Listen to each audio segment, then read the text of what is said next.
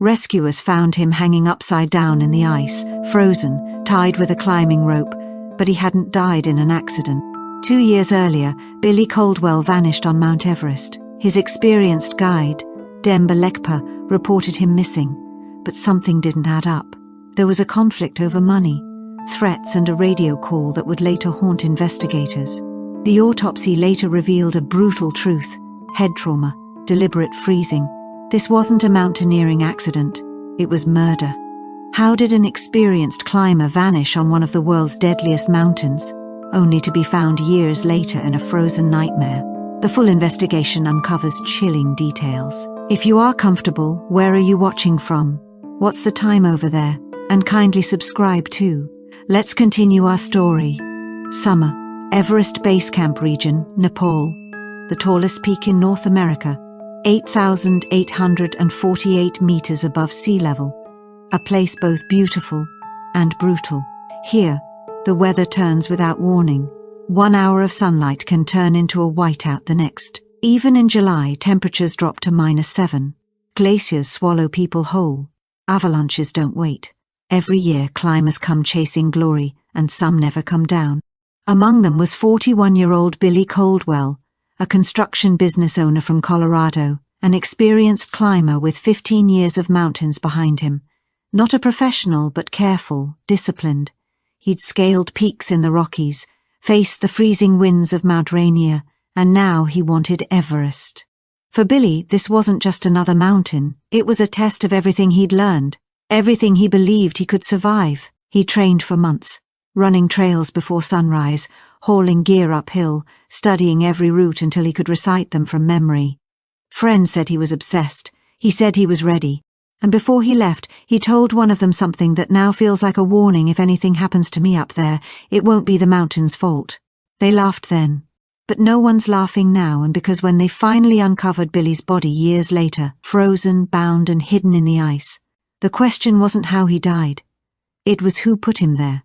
Everest isn't a mountain for beginners. It demands endurance, precision, and respect. Climbers must acclimate for weeks, carry specialized gear, and know how to read the mountain's moods, or it will turn against them. Billy Caldwell understood all of that. He wasn't reckless. He knew the risks and refused to face them alone. Through a reputable expedition company in Kathmandu, Nepal's summit guides, Billy arranged professional support. The company had been operating for nearly a decade, fully licensed, with strong reviews from climbers who trusted them with their lives. They handled expeditions across Everest and other Nepal peaks, pairing clients with seasoned guides who knew every ridge and crevasse. When Billy reached out, they assigned him a man named Demba Lekpa. Demba was 36, born in Nepal, and carried a quiet confidence forged in the world's highest places. He had spent 12 years guiding climbers, first on Everest, then in the United States after earning his work visa. His record was spotless certifications, glowing recommendations, and a reputation for calm under pressure. On paper, he was everything a climber could want in a guide. But as later events would show, paperwork doesn't always tell the whole story. By the time rescuers uncovered what really happened on Everest, Demba's name would surface again, and this time not as a hero. Billy met Demba in Kathmandu a week before the climb. Over coffee and maps spread across a small table, they went through every detail: routes, timing, weather patterns. Demba outlined the plan for a 3-week ascent via the South Base, Everest's most established route. They would set up a series of camps at higher elevations to help their bodies adjust, waiting for clear weather before making their final push toward the summit. June usually brought the most stable conditions, but in Nepal usually means nothing. One bad front could bury the entire expedition. Billy paid $8,500 up front, covering the guide fee, logistics, and part of the equipment. The paperwork looked routine, a standard contract, 2 signatures, no red flags. To anyone else it was just another climb. But for Billy this felt like the culmination of everything he'd worked toward, the moment he'd been preparing for since the Rockies. On June 12th, a small bush plane lifted them off the Kathmandu runway and carried them deep into the Nepali wilderness. Below, endless snowfields and fractured ice stretched to the horizon. When the wheels finally touched down on the South Base, the heart of Everest's base camp, it felt like landing on another planet. The air was clean, cold, and silent.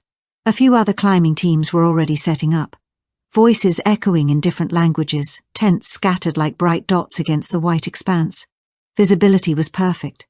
The mountain looked calm, too calm. No one there could have guessed that one of those bright tents would never come down, and that months later, search teams would return to this very glacier, not to climb, but to recover what the ice refused to keep buried. Billy and Demba registered their names in the Everest climbing log and secured the necessary permit from the Nepalese mountaineering authorities, a routine procedure that marked the official start of their ascent. For 2 days they stayed at base camp, running gear checks, sorting rations, and testing radios. On the morning of June 14th, under a clear blue sky, they began their climb. The plan was simple but proven to move gradually up the mountain, set camps around 3,000 meters, then higher, allowing their bodies to adjust to the thinning air. Acclimatization on Everest isn't a formality, it's survival. Climbers who ascend too fast risk altitude sickness, headaches, nausea, dizziness, even fatal edema. The mountain doesn't forgive impatience. The first few days unfolded exactly as they hoped. They advanced slowly, each carrying a heavy pack, building rhythm with the crunch of snow under their boots. The weather stayed stable, a rare gift on Everest. Each night, they radioed base camp, their voices calm, giving coordinates, altitude, and condition reports. Nothing unusual, everything by the book. By June 18th, they had reached 3,900 meters and pitched their tents in the cold wind. In his diary that night, Billy wrote that he was exhausted, but confident the climb is going well. Demba is steady. The mountain feels alive. That last line would later unsettle investigators, the same men who had pulled his body from the ice years later. If anything happens to me up there, it won't be the mountain's fault. He had said that before leaving Colorado, half joking. Now it sounded like he had already sensed what was coming, because from that point on, Billy's diary entries began to change, and so did the tone of his radio calls. By June 20th, the weather had turned. The wind howled across the slopes, tearing at their tents, and the temperature plunged below -10. Visibility dropped fast. Demba decided they should wait it out for a day or two before climbing higher. For Billy, patience was the only option, until something far more troubling began to unfold. On June 21st, Billy made what would be his final diary entry. His handwriting was uneven, shaky from the cold. He wrote that Demba had suddenly demanded an additional $1,200 in cash, immediately, or he'd abandon the expedition and head back down alone. Billy couldn't believe what he was hearing. He had already paid the full $8,500 as stated in their signed contract. "This is absurd," he wrote. "I don't know what's gotten into him." That same day, Billy radioed base camp. The call, like all others, was recorded, a routine safety measure for Everest climbs. His voice sounded calm but strained. "I've got a problem with my guide," he said. "He's demanding extra money and threatening to leave me here." The operator tried to keep him steady, advising both men to descend together and resolve the dispute safely back at base. Billy agreed. "I'll talk to him," he said. "We'll figure it out." But no one ever heard Billy's voice on the radio again. In his earlier note, he'd written that Demba was steady, reliable. But as investigators would later point out, that word didn't appear anywhere in the last pages of his diary. The storm lasted 2 more days. When it cleared, rescue teams found no trace of either man, only a silent camp half buried in snow. That night would become the last time anyone ever heard Billy Caldwell's voice. On the morning of June 22nd, a single transmission came through, this time from Demba. His tone was urgent but restrained. He reported that Billy was missing. According to his account, Billy had left the tent around midnight to relieve himself and never came back. Demba said he'd searched for hours, calling his name, sweeping his flashlight over the snow, finding no trace. He told base camp he feared Billy had fallen into a crevasse. On that part of Everest, those cracks in the glacier can open wide enough to swallow a man whole and then seal themselves overnight beneath a thin, deceptive crust of snow. Base camp didn't wait. The report immediately reached the National Park Rescue Service, and within hours, a search and rescue operation was in motion. But the weather was brutal. Heavy wind and whiteout conditions kept helicopters grounded, a rescue team began their ascent on foot, fighting the storm through waist-deep snow and collapsing drifts. By June 23rd, the rescuers reached Demba's camp. He looked exhausted, his eyes bloodshot, insisting he hadn't slept in 2 days. He pointed to a spot near the tent, claiming that's where Billy had gone out during the night. The rescuers marked the area and began combing the glacier, working in widening circles, checking crevasses, scanning slopes, looking for any trace of footprints or gear. Nothing. No tracks, no torn fabric, no signs of a fall. The snow was clean, as if it had erased everything. Before he left for Nepal, Billy had told a friend, "If I vanish up there, it won't be the mountain that beat me. It'll be something else." At the time, they thought it was just a joke. The blizzard worsened. Visibility dropped to near zero, forcing rescuers to halt the search. The mountain swallowed the sound of their voices, and the world turned white. When the storm finally cleared days later, Billy Caldwell was still gone, and the story Demba told would begin to unravel piece by piece. By June 24th, the search for Billy had become one of the most intense rescue efforts on Everest that season. More rescuers and volunteer climbers joined from nearby expeditions, pushing the search perimeter wider each hour. They combed ridges, checked snowfields, and lowered themselves into several deep crevasses using ropes, shouting Billy's name into the darkness. Each echo came back empty. The next day, June 25th, the mountain turned violent. A storm rolled in without warning, the kind Everest is infamous for. Wind gusts screamed past 70 kilometers an hour. Visibility dropped to zero. The temperature fell to -25 degrees. Even the rescuers, men and women trained for this kind of danger, could barely stay upright. Continuing the search meant risking more lives. The head of operations made the call to evacuate. Everyone, including Demba, began descending back toward base camp. At camp, Demba was questioned again in detail. He repeated his version of events. Billy had gone out to relieve himself, hadn't returned, and must have fallen into a hidden crevasse. He sounded calm, consistent. When asked about the reported dispute over money, he brushed it off as a misunderstanding. "We talked about optional services," he said. "No fight, nothing serious." The rangers checked his gear. Ropes, ice axes, carabiners, everything accounted for and properly packed. No tears, no blood, nothing out of place. They photographed the equipment for the report, logged his statement, and officially closed the file as a presumed fatal fall. But even then, one ranger noted something strange. Demba's rope appeared shorter than the standard length issued for guided climbs. When asked, he said he'd cut it to lighten his load. It didn't seem important at the time. Days later, as the storm cleared and the mountain grew silent again, rescuers realized something that would haunt them for years. No one had ever found so much as a trace of Billy's body, gear, or clothing. It was as if the mountain had erased him completely. But Everest doesn't keep secrets forever, and what would eventually surface from the ice would shatter everything Demba had claimed. Billy's family received the news like a punch to the chest.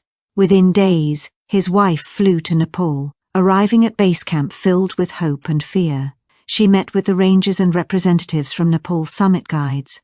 Everyone offered condolences, their voices steady but heavy. Everest claims lives every year. Crevasses, avalanches, falls. These were risks that every climber accepted. But hope didn't die easily. Billy's wife insisted the search continue. The rangers explained that efforts would resume as soon as the weather allowed, but the reality was grim. If Billy had fallen into a deep crevasse, the mountain might have swallowed him entirely. Recovery could be impossible. By early July, the skies finally cleared. A second search operation was launched. Helicopters scanned the slopes. Rescuers retraced his route, checking every accessible corner of the glacier, every hidden pocket where a climber could be trapped. Hours stretched into days. Snowfields were combed, crevasses probed.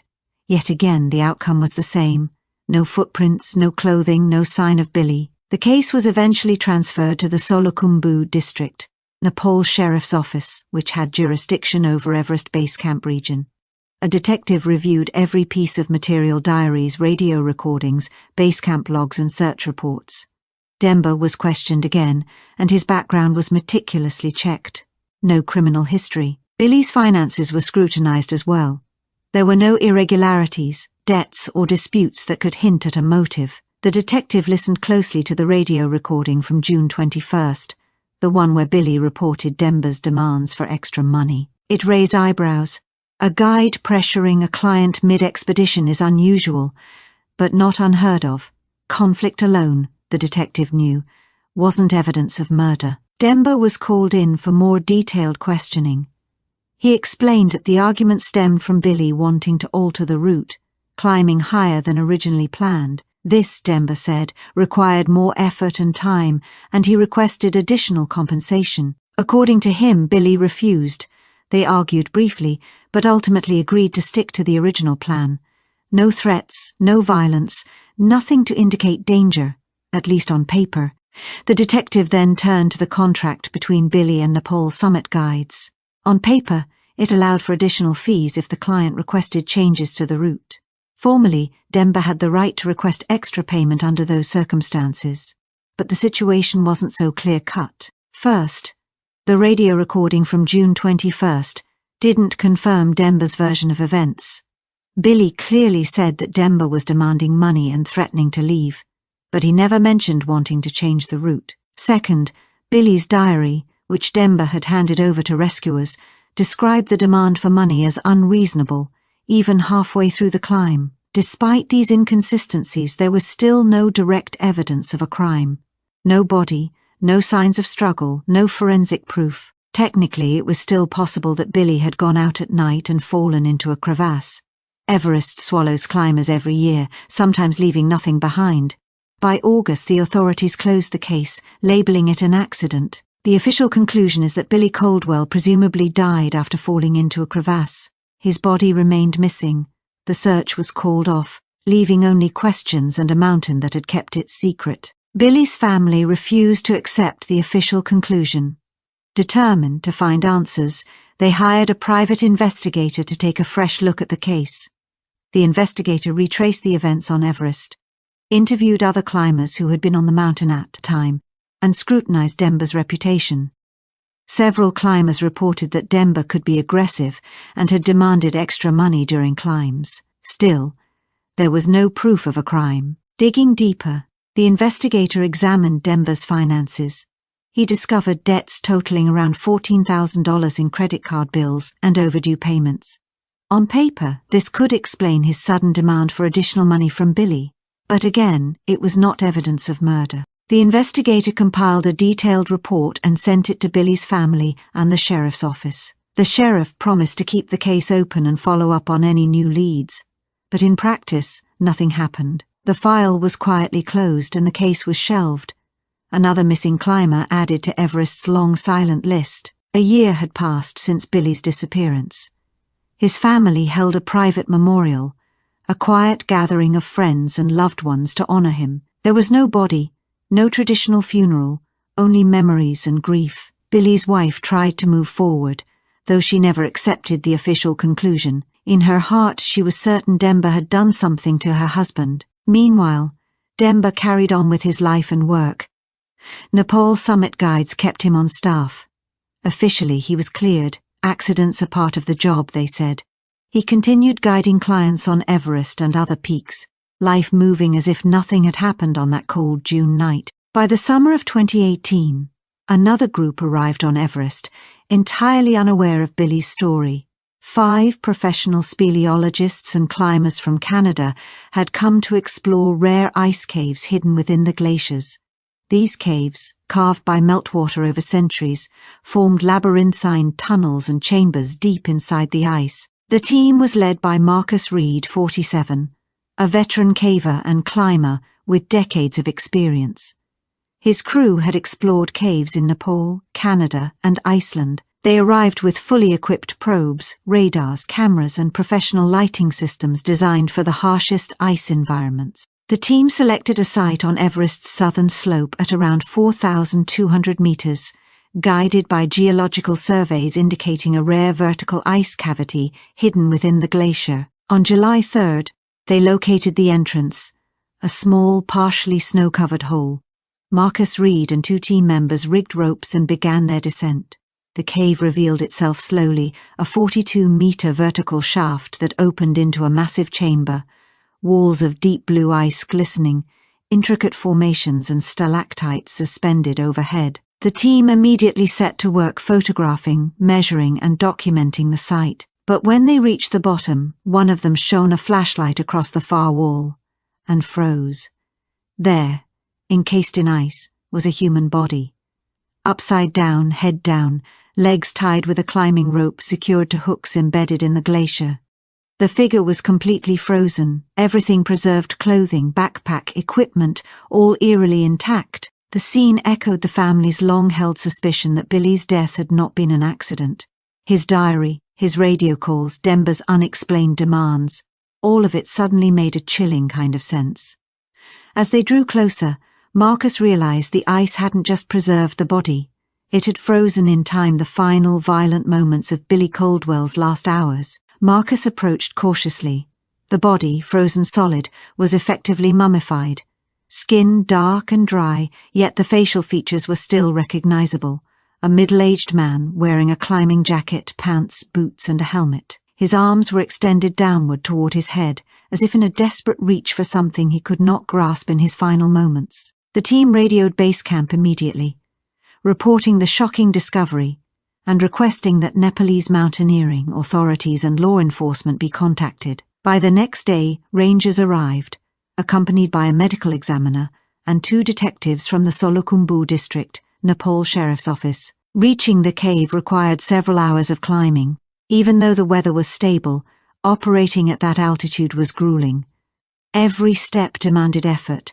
The thin air made each breath a challenge. Marcus's team guided the officials down into the cave, where they set up extra lighting to properly examine the scene. The medical examiner confirmed what was obvious. The man was dead and had been in the ice for a long time, at least a year, possibly more.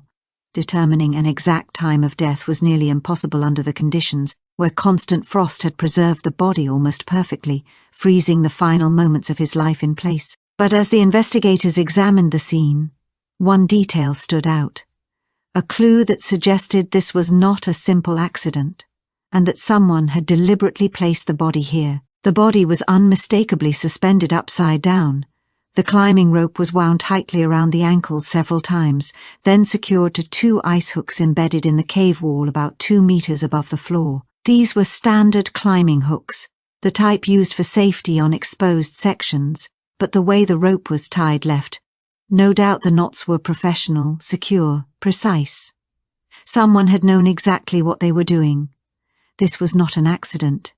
Someone had deliberately hung the man. The medical examiner noticed something even more disturbing. The layer of ice covering the body was uneven. On the jacket and pants the ice was thick, forming ridges and growths, as if the body had been drenched in water before being suspended. In the freezing conditions, the water had hardened rapidly, encasing the man in an extra layer of ice. The examiner suggested a chilling conclusion. The body had been intentionally frozen in place, made part of the ice wall, hidden deliberately.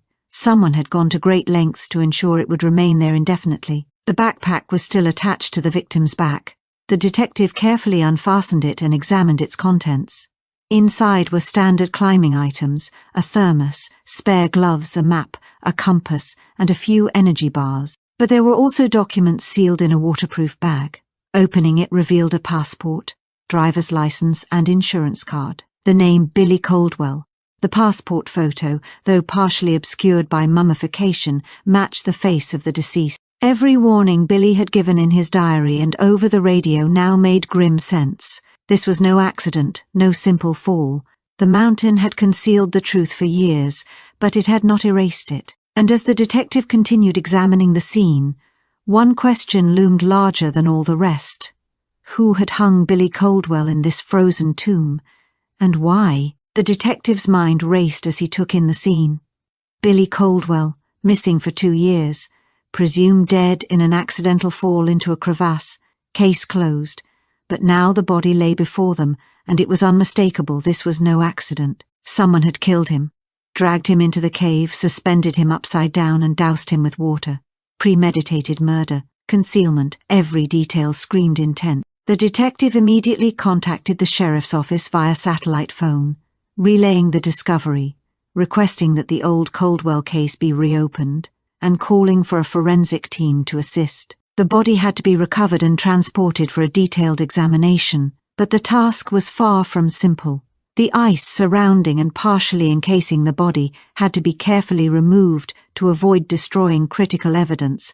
The rope could not simply be cut, it was itself a piece of the crime. For hours the team worked meticulously. Special heating tools melted the ice around the hooks, avoiding contact with the rope and preserving the knots. Slowly, painstakingly, the rope was freed. The body was lowered to the cave floor and placed in a specially designed transport bag. Every movement was deliberate, precise, a race against time, cold, and altitude. 2 years earlier, Billy's diary and radio messages had hinted at something amiss with his guide. Now, the evidence in this cave confirmed what his family had long suspected. He had been betrayed. But removing the body was only the beginning. Once transported down the mountain, the forensic team would uncover details that would shock everyone and point directly to the person responsible.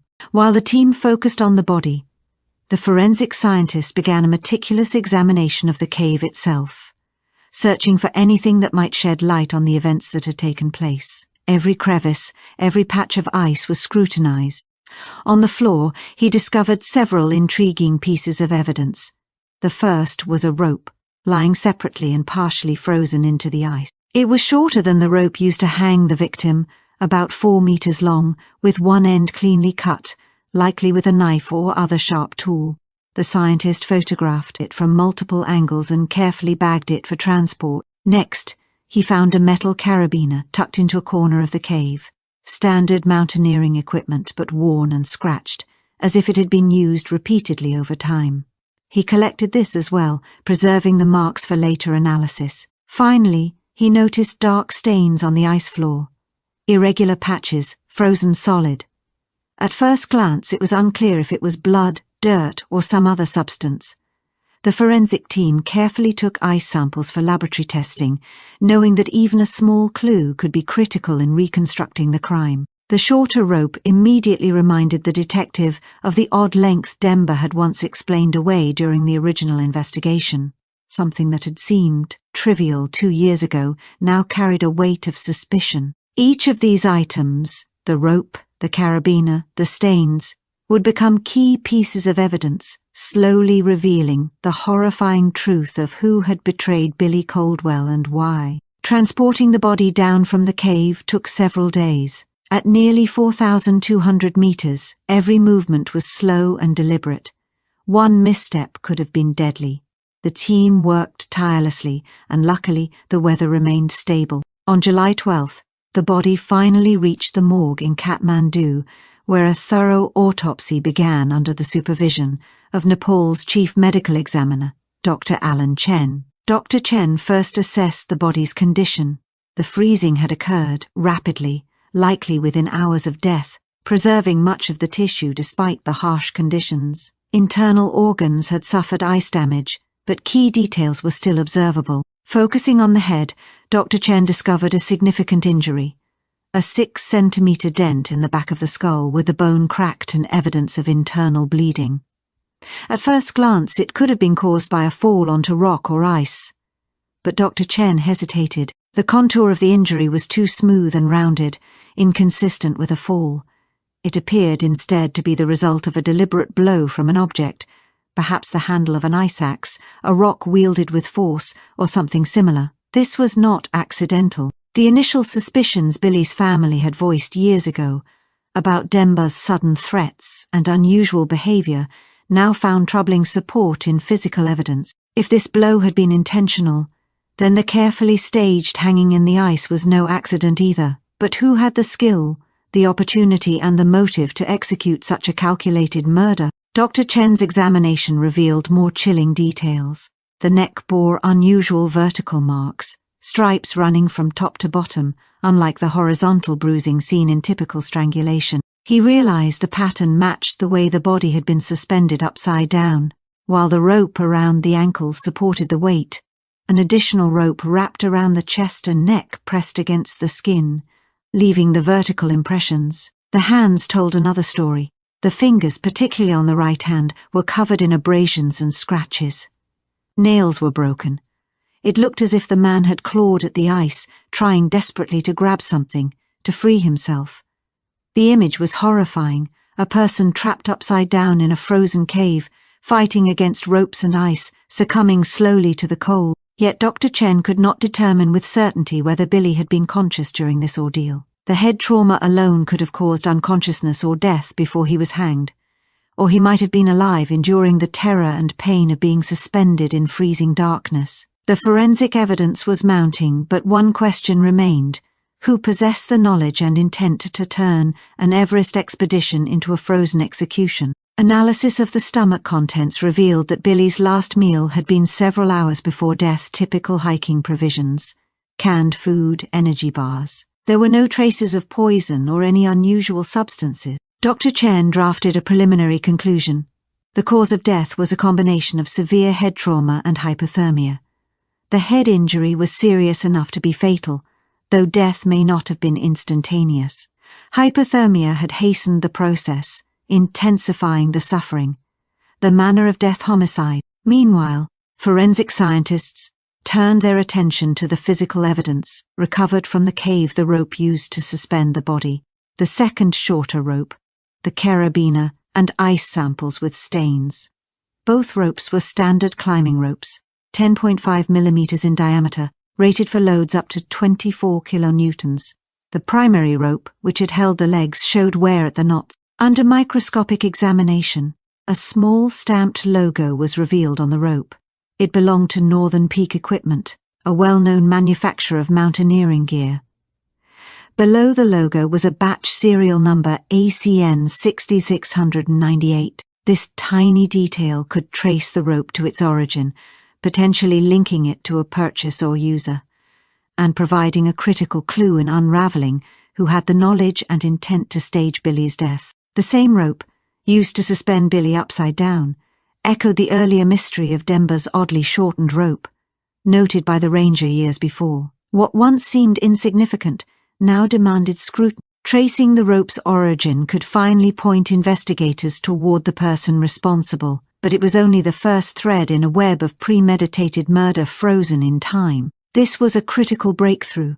Rope manufacturers mark batches for quality control and tracking, making it possible to trace purchases, and potentially the person who used it in the crime. The detective contacted Northern Peak Equipment, explaining the situation and requesting information about batch ACN 6698. Days later, the company responded. The batch had been manufactured in March 2016, comprising 500 ropes, each 60 meters long.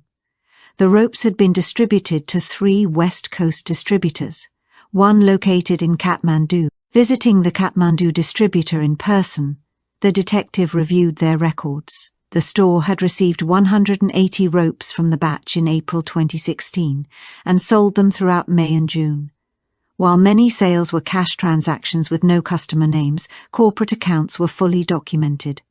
Among these buyers was Nepal Summit Guides, which had purchased 20 ropes on May 15, 2016. The detective immediately contacted Nepal Summit Guides, requesting a list of guides who received ropes from this batch. The company provided the records. 8 guides had been allocated ropes for the summer season. Among them was Demba Lekpa. He had received 3 ropes on May 23, 2016. The same guide who had demanded extra money from Billy, whose behavior had raised suspicions years ago, was now linked to the very rope used to hang him. The rope's trail directly connected Demba to the murder, but investigators still needed to prove how and why he had orchestrated this frozen execution on Everest. The rope directly linked Demba to the one used to suspend Billy's body, but it wasn't enough on its own. Someone else could have stolen, misplaced, or otherwise obtained the rope. More evidence was needed. Forensic scientists examined the rope in detail, collecting samples for DNA analysis. Biological material was found at the knots and in spots where the rope had been in contact with Billy's body: skin cells, sweat, and hair. A DNA profile was compiled. Most of the material belonged to Billy, as expected after 2 years of contact. But intriguingly, traces of another person's DNA were also detected. Similar traces were found on the carabiner recovered from the cave. The detective reviewed the old Caldwell case files. Interrogation records, Denver's statements and his contact information were all there, but no DNA had ever been collected from Denver. At the time, there had been no reason to do so. Now, however, a DNA sample from him could prove pivotal. The rope and carabiner were the same items that had been found frozen with Billy in the cave, tying directly back to the murder scene that had eluded investigators for years. Obtaining Denver's DNA could finally confirm whether the traces matched him and potentially close the 2-year-old mystery of who killed Billy Caldwell. The detective began planning how to obtain Denver's DNA for comparison. He learned that Denver was still living in Kathmandu, in a modest apartment in the suburbs, and still working as a guide. To legally collect a sample, a warrant was required, but there had to be solid grounds. The detective prepared a petition to the court, presenting the mounting evidence for the rope with the manufacturer's batch number, sales records from Nepal summit guides showing the rope had been issued to Denver, and documentation from the old Caldwell case. He also included Billy's diary entries, describing Denver's demands for extra money and the radio recordings, capturing their last conversations. After reviewing the materials, the judge concluded that there was sufficient cause to suspect Denver's involvement. A warrant was issued authorizing both the collection of a DNA sample from Denver Lekpa and a search of his residence. Every clue, the rope, the carabiner, Billy's diary, and the radio messages, was converging, pointing to the guide whose behavior had raised alarm 2 years earlier. With the warrant in hand, the detective was ready to confront Denver, but what he would find in the apartment, and whether the DNA would finally confirm his suspicions, remained unknown. On the morning of July 22, 2018, detectives arrived at Denver's apartment. He was at home, preparing for work, and visibly stiffened when he saw them. "What's going on?" he asked cautiously. The lead detective explained that new evidence had emerged in the Billy Caldwell case and that they needed a DNA sample to rule him out as a suspect. Denver immediately protested, insisting the case had been closed and that he had already provided statements 2 years prior. The detective showed him the warrant. Denver read it carefully, paused, and then reluctantly agreed. A swab was taken from the inside of his cheek for DNA testing. The detectives then conducted a thorough search of the apartment, examining closets, shelves, and storage areas for any potential evidence traces of Billy, old equipment, notes, or photographs. In the closet, they discovered a box of mountaineering gear, ropes, carabiners, ice axes, hooks. When the detective asked to seize the equipment for further examination, Denver hesitated again, citing that it was his work tools. The detective reminded him that the warrant authorized the seizure. Denver pursed his lips, sighed, and nodded. The same types of ropes, carabiners, and hooks found in the ice cave with Billy's body were now in the possession of the authorities, tying Denver directly to the scene years later. With the DNA sample collected and the equipment secured, the next step would finally reveal whether Denver's genetic material matched the mysterious traces on the rope and carabiner, potentially confirming him as the killer. Among the seized equipment, the detectives discovered a harness, a critical piece of climbing gear worn around the waist and legs to attach ropes. On the inside, a fabric tag bore the initials DL written in marker Denver Lekpa. Even more telling, the harness had old, dark stains embedded in the fabric. The detective carefully packed it separately and marked it for forensic analysis. Both Denver's DNA sample and the collected equipment were sent to the lab. A week later, the results arrived. Denver's DNA matched the trace DNA found on the rope and carabiner from the cave, confirmed across 13 markers with a probability of error of 1 in several billion. The stains on the harness were examined and confirmed to be blood. The type matched Billy Caldwell. DNA testing verified that the blood belonged to Billy. This was decisive. Denver had direct contact with the rope used to hang Billy, and Billy's blood was on his own equipment. He had been the last person to see Billy alive. He had a motive, demanding extra money, and he had lied repeatedly about the events.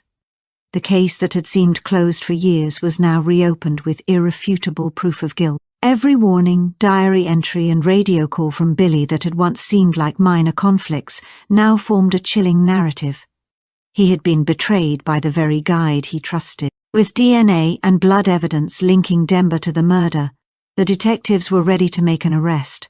But how Demba would respond and what other secrets might emerge was yet to be revealed. On August 2nd, detectives secured an arrest warrant for Demba Lekpa on suspicion of murdering Billy Caldwell. They tracked him to his workplace, where he was leading a small group of tourists on a trek near Kathmandu. The detectives waited until the group dispersed before approaching. Seeing them, Demba bolted, sprinting about 40 meters, but the detectives quickly caught him, wrestled him to the ground and handcuffed him. They read him his rights. He remained silent, eyes fixed on the ground, as he was escorted to the police station and placed in a holding cell. The following day, the first interrogation began. The detective laid out the evidence in front of him, photographs of Billy's body in the cave, DNA results linking Demba to the rope and carabiner, sales records showing he received ropes from the critical batch, and the blood-stained harness. Demba's expression remained impassive. The detective leaned forward and asked plainly, "Did you kill Billy Caldwell?" Demba said nothing. Instead, he requested a lawyer. The evidence, ropes, carabiner, blood-stained harness, DNA, was the culmination of clues that had been mounting since Billy's disappearance, finally cornering the man whose threats had been recorded 2 years earlier. Demba's silence left investigators with only one question. Would he maintain his denial, or would the truth about that fateful Everest expedition finally come out under pressure? Demba was assigned a public defender, who carefully reviewed the case files and evidence. He explained to Demba that the case against him was overwhelming. DNA matched him to the rope and carabiner. Billy's blood was found on his harness, and the sequence of events pointed directly to him. The lawyer advised that the best option would be to cooperate and plead guilty in exchange for a reduced sentence. Demba flatly refused. He insisted he was innocent, claiming the DNA could have been planted and that the case was a setup. He would admit to nothing. Meanwhile, detectives continued piecing together the events of the night of June 21, 2016. Their reconstruction began with the money dispute. Demba had demanded 1,200. Billy had refused and complained to base camp over the radio. This, investigators believed, had provoked Demba. That night, when Billy was asleep, or perhaps away from the tent, Demba allegedly struck him on the head with a heavy object.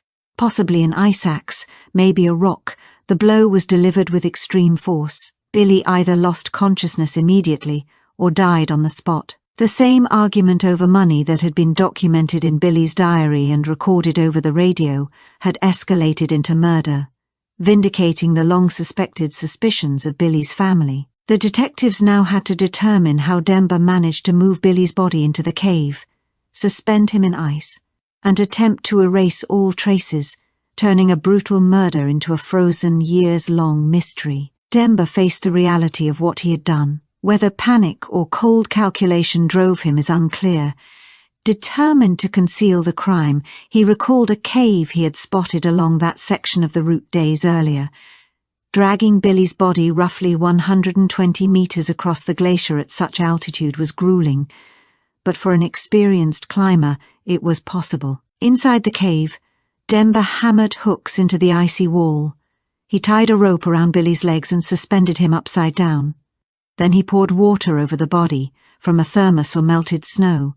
In the freezing conditions, the water quickly solidified, embedding Billy into the ice wall and making him nearly invisible. Detectives later speculated on the cruel logic behind hanging him upside down. Perhaps it was to make blood rush to Billy's head, intensifying his suffering if he was still conscious, or simply because it was easier to secure him by the legs than by the chest or arms. Afterward, Demba returned to camp. He erased any traces of a struggle, gathered Billy's personal belongings, and arranged them in the tent as though nothing had occurred. The following morning he reported Billy missing, setting in motion the years-long search that would ultimately unravel his crime. This meticulous concealment explains why Billy's disappearance had baffled rescuers and investigators for years, reinforcing the significance of the cave discovery and the forensic evidence. Every calculated step, from the transport of the body to the frozen suspension, painted a chilling picture of premeditation. The next question: how would Demba respond now that DNA and blood evidence left him cornered? The version of events was compelling. All the evidence pointed to Demba, but he continued to deny everything. He insisted it was fantasy, claiming he had no reason to kill a client and that it would destroy his career. The detective countered, noting Demba's debts and the $1,200 dispute as potential motives. Demba shrugged, arguing that $1,200 would barely dent his financial problems. The detective paused, realizing that money alone might not explain the crime. Perhaps there had been a personal grievance, an insult, or a moment of rage that escalated beyond reason. Investigators then examined Demba's phone records from the weeks leading up to the climb. Several calls had been made to Alaska. While telecom recordings were unavailable, the detective reached out to Demba's family. His brother agreed to speak. He recalled that in May 2016, Demba had called complaining about life in Nepal. Clients were disrespectful, underpaid, exhausting. He mentioned one particularly wealthy American who treated him like a servant. The brother couldn't recall the name, but the timing aligned perfectly with Billy's climb. Investigators concluded it was likely Billy who had triggered Demba's resentment weeks before the fatal expedition. The diary entries, radio calls, and earlier conflicts over money now gain context, not just a financial dispute, but the build-up of frustration and anger that may have fueled the crime. With motive, opportunity, and DNA evidence lining up, the detectives were closing in. But would Demba finally admit the truth, or continue his calculated silence? Perhaps money wasn't the only motive. Demba may have been nursing resentment, feeling insulted or humiliated by Billy. The argument over $1,200 could have been the breaking point. In a moment of rage, he struck Billy, killing him. The manner in which he disposed of the body, hanging him upside down, pouring water to freeze him into the ice, went beyond concealment. It was revenge, a posthumous humiliation. At a preliminary hearing in September 2018, the judge determined the evidence was sufficient to proceed to trial. Demba Lekpa was formally charged with first-degree murder. The trial began in March 2019. The prosecution laid out a comprehensive case DNA evidence linking Demba to the rope and carabiner, Billy's blood on Demba's harness, the batch markings on the rope, the recorded radio communication in which Billy complained about Demba's demands, and testimony from medical experts detailing the head trauma and deliberate hanging. Key witnesses were called the Canadian caving team who discovered the body, the rangers involved in the original search, and a representative from Nepal Summit Guides who confirmed Demba had been issued the critical climbing equipment. Demba's brother also testified via video link from Alaska, recounting Demba's frustrations with clients and complaints about being treated like a servant, context that suggested a simmering resentment toward Billy. Every detail from Billy's last climb, the diary entries, radio complaints, and the carefully preserved evidence from the cave, now formed a chilling chain connecting Demba's behavior directly to the murder. With motive, opportunity, and forensic evidence all presented, the trial would now hinge on Demba's defense. Would he break his silence, or maintain his denials in the face of overwhelming proof? The defense tried to cast doubt on the evidence. Demba's lawyer argued that the DNA could have transferred to the rope accidentally, since Demba had worked with Billy, and that the blood on the harness might have come from a minor injury or another incident. The prosecutor countered sharply.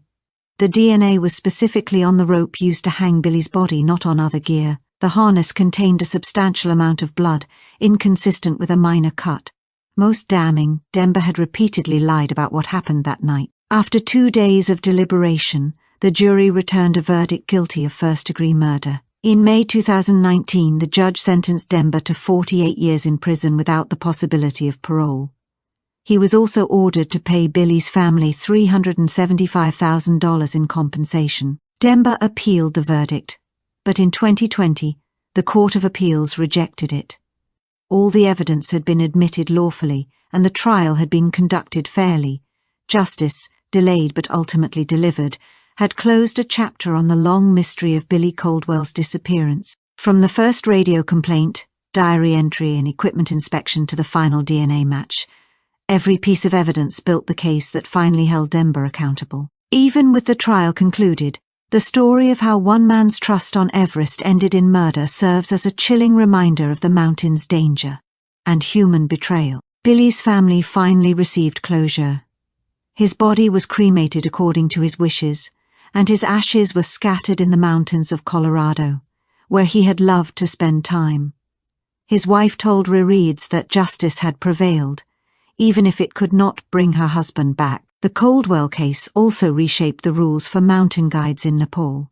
Now, all guides undergo thorough background checks, including criminal history and financial status. Companies must verify references and contact previous clients. Reporting requirements during climbs have been tightened. Guides are required to check in twice daily, reporting their exact location and the condition of their clients. Any incident triggers an immediate investigation, with all details meticulously examined. Demba Lekpa is serving his sentence in a Nepal state prison. According to officials, he has shown no remorse and has not admitted guilt. He works quietly in the prison library and has minimal contact with other inmates. The cave where Billy's body was discovered is permanently closed to visitors. Rangers have blocked the entrance and posted warning signs. It has become a grim legend among climbers. Everyone knows of it, but no one dares to enter. From the first radio complaint and diary entry to the DNA match and final conviction, every piece of evidence contributed to both justice for Billy and sweeping reforms in climbing safety. Though the mountains are safer today, the story of Billy Caldwell endures, a chilling reminder of how ambition, trust, and human malice can collide in the most unforgiving terrain. You like more of our stories? Kindly subscribe to watch more. Thank you.